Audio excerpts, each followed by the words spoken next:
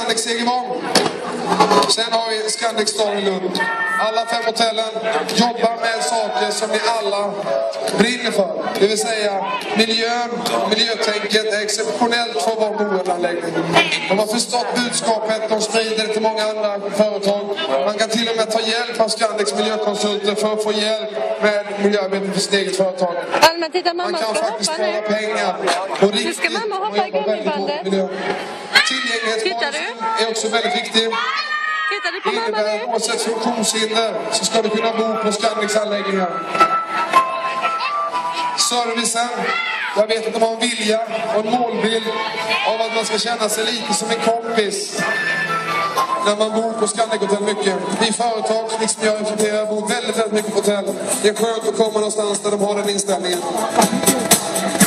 Och sen är maten väldigt god. 3, 2, 1! Nu var jag väldigt taskig.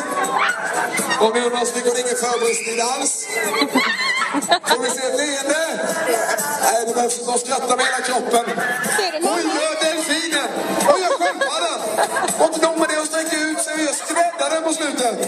98 poäng av 100 möjliga. Fantastiskt! En stor applåd! Ser du mamma? Ja?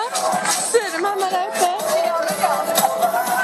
Tittar du inte för sista gången idag så kommer jag gå runt med en bössa nu.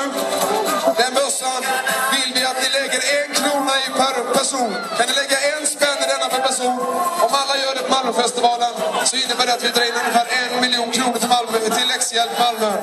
Gå ut på läxhjälpmalmö.se om ni vill veta mer. Så jag kommer gå runt nu. 1 krona om ni har möjlighet att ha kontanter. Skulle vara kanon om ni vill lägga nu kommer i bössan. mamma, nu har mamma hoppat. Hon är skitsur, men nej. Ska inte Jag drar in ett antal tusen här idag.